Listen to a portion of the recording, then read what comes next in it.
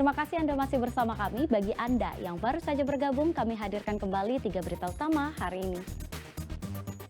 Hari pertama masuk sekolah, murid kelas 1 SD di Grobogan ditemani orang tua di dalam kelas. Ramai berseluncur di Bendungan Pleret, warga Kota Semarang diminta tak langgar aturan. Ibu-ibu di Klaten menyulap bahan pangan lokal tempe jadi steak dan sate yang lezat.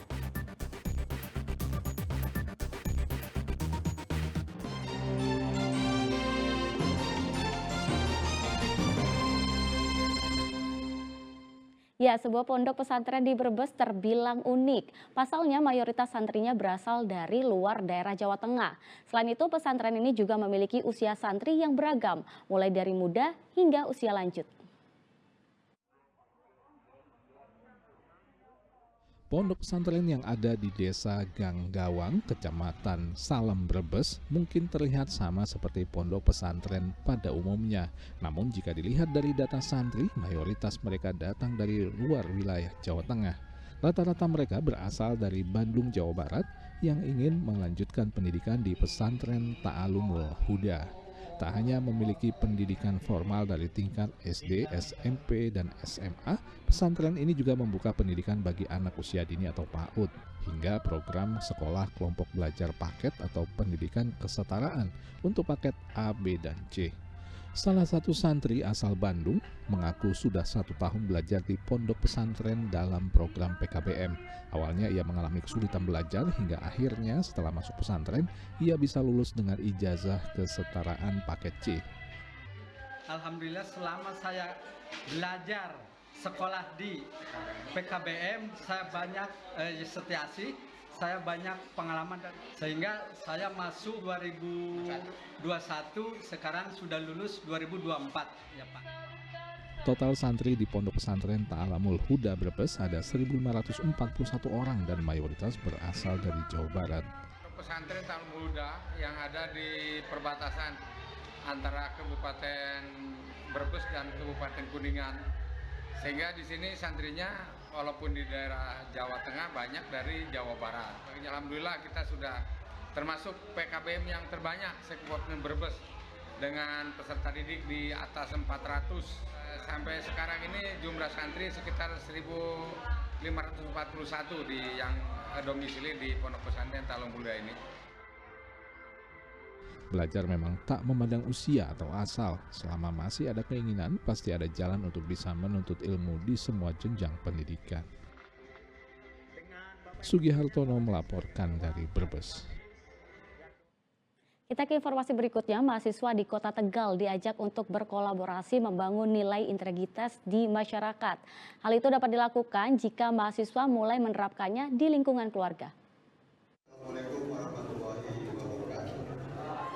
Mendorong nilai integritas dalam lingkungan keluarga, pemerintah Kota Tegal berkolaborasi dengan Politeknik Harapan Bersama Kota Tegal.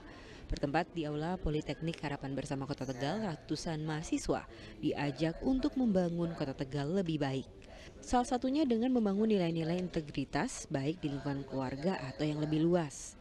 Apalagi saat ini negara tengah bersiap menuju Indonesia Emas 2045. Pemkot Tegal berharap para mahasiswa bisa membuka ruang pemahaman di lingkungan pendidikan dari jenjang SD hingga SMA. Saya ingin seluruh generasi muda kita memiliki kejujuran, memiliki mental yang bagus, memiliki integritas yang hebat, sehingga pada saatnya nanti memegang tampuk pemimpinan di 2045, Indonesia ini betul-betul bisa. Saya tidak ingin ada kecemasan di kulit. Harapan itu disambut baik Direktur Poltek Harbor Kota Tegal. Ia menilai perlu adanya keterlibatan mahasiswa dalam pembangunan daerah. Kita saling memahami. Kalau kita sudah saling memahami, sekarang bagaimana kita bisa berkolaborasi lebih baik, karena niat kampus semacam Poltek Harbor ini dan juga Pemda pasti ingin berkontribusi dalam pembangunan, ingin menjalankan pembangunan dengan baik. Melalui kolaborasi Pemkot Tegal dan Poltek Harbor, diharapkan nilai-nilai integritas terus dijaga dan dikembangkan oleh masyarakat Kota Tegal. Sugiartono melaporkan dari Kota Tegal. Ya, ibu-ibu di Klaten berkreasi dalam mengolah bahan pangan lokal jadi makanan kekinian dan modern. Salah satunya bahan tempe yang disulap menjadi steak. Seperti apa rupanya? Berikut liputannya untuk Anda.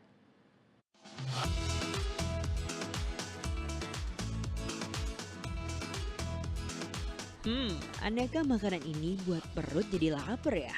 Ragam makanan ini tersaji dalam lomba kreasi bahan pangan lokal yang digelar di Klaten 18 Juli lalu.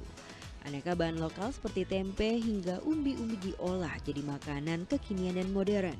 Salah satunya steak dan sate tempe. Cara mengolah bahan pangan lokal jadi makanan modern sengaja dipilih untuk menarik minat anak muda dan anak-anak. Apalagi tempe punya gizi yang tak kalah dengan sumber protein hewani.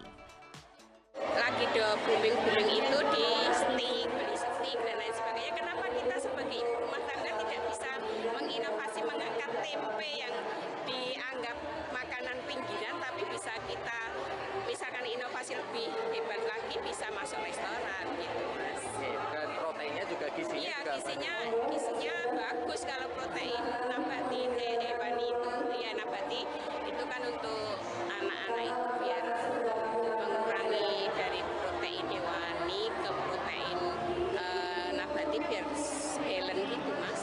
Jadi angka stunting bisa menurun. Lomba mengolah pangan lokal ini diikuti ibu-ibu dari 26 kecamatan yang ada di Klaten. Pemilihan bahan pangan lokal karena mudah didapat di lingkungan serta mendorong kreativitas warga dalam bidang kuliner. Bahan-bahan yang disiapkan ini cukup mengambil di sekitar, cukup yang ada di lingkungannya, tidak usah barang-barang yang harus impor atau yang cukup sederhana, memasaknya pun juga mereka kreatif, unik, sehingga anak-anak kita, keluarga kita, kalau kita tampilkan dengan kreasi ibu-ibu, mereka daya makannya akan tinggi, sehingga generasi penerus kita yang ada di Klaten ataupun di Indonesia ini nanti menjadi generasi yang sehat dan cerdas.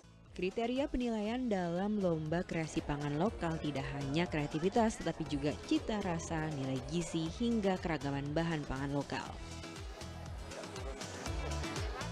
Krisna Agung melaporkan dari Klaten.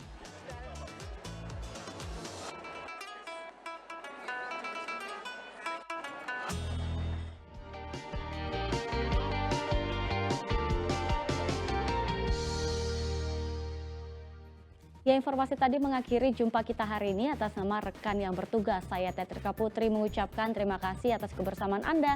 Selamat beraktivitas dan sampai jumpa.